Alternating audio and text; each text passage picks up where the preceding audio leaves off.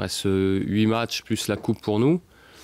L'envie d'être régulier, d'être constant, continuer avec le même investissement.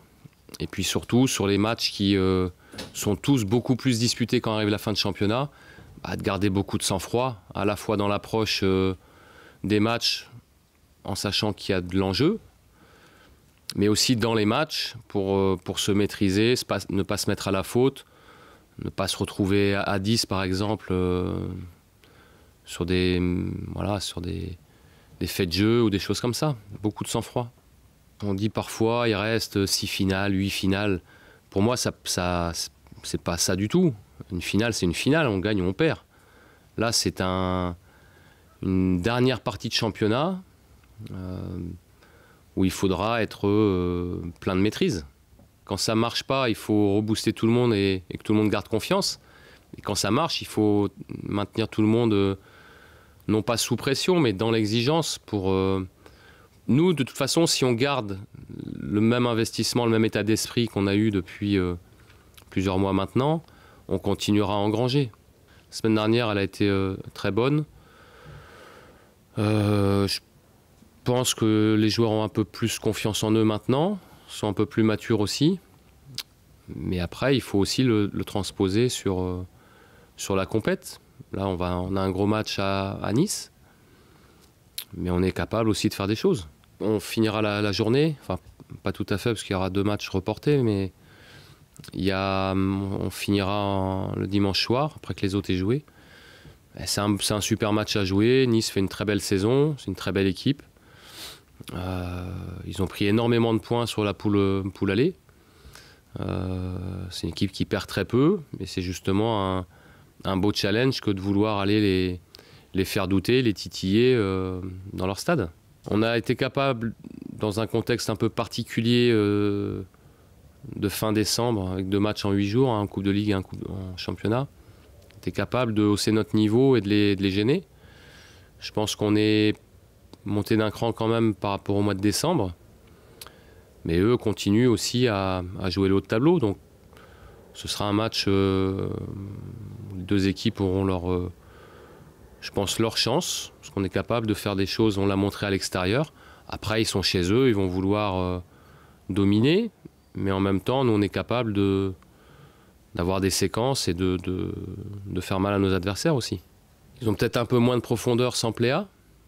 Et puis, c'est vrai que Cyprien avait vraiment marqué la saison au cœur du jeu, avec beaucoup de puissance, beaucoup de présence, qualité technique aussi. C'était une belle révélation en Ligue 1 pour un joueur qui venait de Ligue 2, qui avait déjà une expérience de Ligue 1 à Lens, mais qui arrivait de Ligue 2. Il a vraiment, malheureusement, il a une grosse blessure. Mais après, il y a encore d'autres très bons joueurs à Nice. Ils sont capables de faire sans, ils le montrent depuis. Ils sont quand même capables de très très bien garder le ballon, de faire tourner, d'aspirer l'adversaire. C'est vrai qu'ils avaient la solution Pléa, mais bon, ils ont aussi des joueurs capables de prendre la profondeur. Balotelli est capable de le faire aussi, même s'il aime bien toucher le ballon, mais il est capable de le faire. Donis peut le faire, Le Bihan peut le faire aussi. Ils ont cette capacité à aspirer l'adversaire, à avoir un jeu très sûr au cœur du milieu, aspirer pour mieux piéger. Ce sera à nous d'être patients, de ne pas se mettre à la faute, de ne pas se faire aspirer bêtement. Je n'ai pas l'habitude de parler de handicap quand un joueur est suspendu ou blessé. On a un effectif qui est monté d'un cran. On a des possibilités de pallier l'absence de Nico. Bon, il est absent. On va pas faire la préparation du match là-dessus. Quand Vuka est arrivé, c'est vrai que Youssouf était blessé, donc c'était bien d'associer Vuka et Milan qui se connaissent très bien et qui jouent en sélection l'un à côté de l'autre. C'est moins le cas maintenant, Vuka connaît tout le monde. Bon voilà, Igor, j'en parle pas, il est arrivé il y a longtemps. Maintenant, sur les complémentarités, on n'a pas de problème particulier. J'ai pas dans mon esprit à me dire lui est moins complémentaire de tel joueur. On n'est pas là, je trouve qu'il y a de la complémentarité un peu partout. Si Igor et Vuka jouent ensemble, c'est Vuka qui joue à gauche.